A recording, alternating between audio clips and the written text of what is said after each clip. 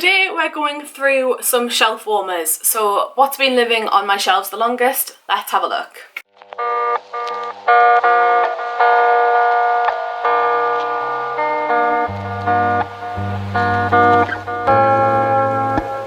Hello everyone, it's Rebecca here and welcome back to my channel. If you're new here, hello, how are you doing? Today I'm sharing with you some of my shelf warmers, also known as the books that have been on my shelves the longest. I've picked out 5, there are so many more, so many more, but I've picked out 5 in the hopes that they kind of spur me on to read these a little bit. We have at least 2 popular books, 2 popular series, and then some chunky standalones. So without further ado, we're just going to get straight into them. So the first one I have is American Gods by Neil Gaiman. I have 2 copies of this and I've read neither. So I picked this one for this challenge mainly because I've had this one for as long as I can remember, in terms of I had it before the series came out on Netflix and it's been out now for a few years. All I know is that I really wanted to dive into a deep fantasy and stupidly picked up one that's 700 pages long. So it's been on my TBR the longest. I really like this edition. I just wish it was in a little bit of a better condition, but it just means that when I come to read it I can, you know, not worry about spine cracking because it's already cracked, which is always nice. So as far as I know about this one, this follows a young man who is in prison, and days before he's released from prison his wife sadly dies in a car crash. On his flight home from prison, to deal with that, he comes across a man named Mr. Wednesday, who claims to be a refugee from a distant war, a former god and the king of America. So naturally, our main guy, Shadow, goes, you know what? Yeah, I'm gonna stick with him. And I feel like they're just basically gonna go on a road trip across America to figure out what the hell's going on, because right now I have no idea either. So I'm really intrigued about this one. Again, I'm really annoyed that I decided to pick it up and be like, oh, I really want to read this, because it's like 700 pages long. But I'm really excited to have this on my shelves. I just wish I hadn't had it on it as long, and I wish I'd gotten to it sooner. Next up we have The Luminaries by Eleanor. This one I've had probably since I started my booktube journey, which was 2014.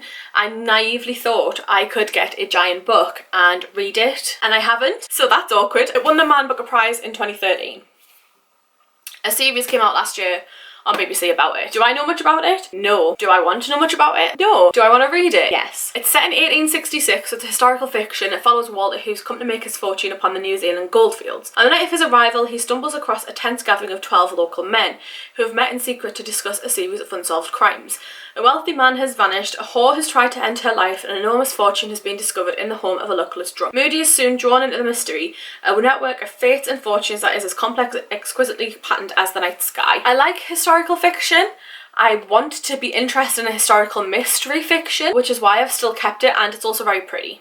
And that's what the spine looks like. So it looks very pretty on my shelves, which is another reason that I've kept it. So I'm hoping to get to it, I'd say soon. But this one is another over 700 page whopper and I'm an idiot, so who knows. Next up we have my first ever floppy book. That was the worst kind of flop ever. But that is Dune by Frank Herbert. This is the 50th anniversary edition. It has not been on my shelves as long as 50 years. I promise you that. But again, I bought this one around about the start of my booktube journey. This one is like the original sci-fi fantasy of our time, if that makes sense. This is the idea of spice melange is the rarest and most valuable element in the universe. It does everything from increasing a person's lifespan to making interstellar travel possible, and it can only be found on a single planet, the inhospitable desert world Arrakis. Whoever controls Arrakis controls the spice, and whoever controls the spice controls the universe. When the Emperor transfers stewardship of Arrakis from the noble House Harkonnen to House Atreides, the Harkonnens, I can't get my words out, fight back, murdering Duke Leo Atreides.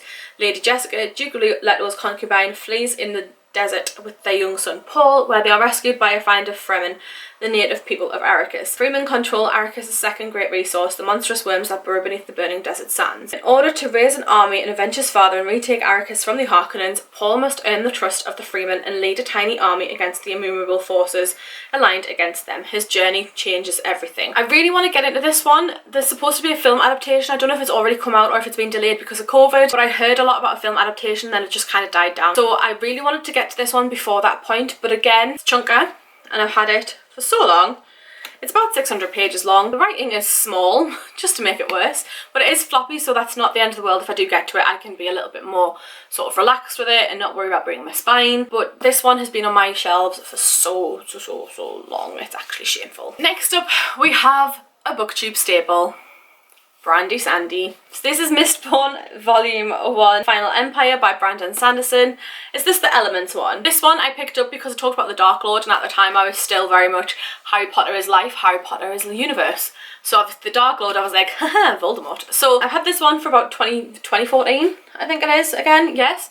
So this one was one of my originals on my shelves and I haven't picked it up yet. I have tried to dabble into Elantris and hopefully I'll be able to dabble into it soon. This book smells old now, but it's very, very worn. It's very yellowed. So it's been on my shelves for quite a while and I do want to get into it, but it's a case, again, of scared, terrified, worried that I'm not going to enjoy it, worried that I'm going to find it too difficult to understand, and just in general, all round terrified. I shouldn't belong on BookTube if I haven't tried to read Brandon Sanderson successfully. So the last one I want to share is An Ember in the Ashes by Sabah Tahir. This one has been on my radar for so long. I think, did Vanessa give me this one? Or did I get it second hand? I can't remember, but I know that Vanessa absolutely loves this and she's been dying for me to read it. And I know that so many people love it and the fourth in this series has come out. Is this a Star Wars retelling? Because it talks about Leia. Leia's grandparents brutally murdered, her brother arrested for treason by the Empire. The only people she has left to turn to are the rebels.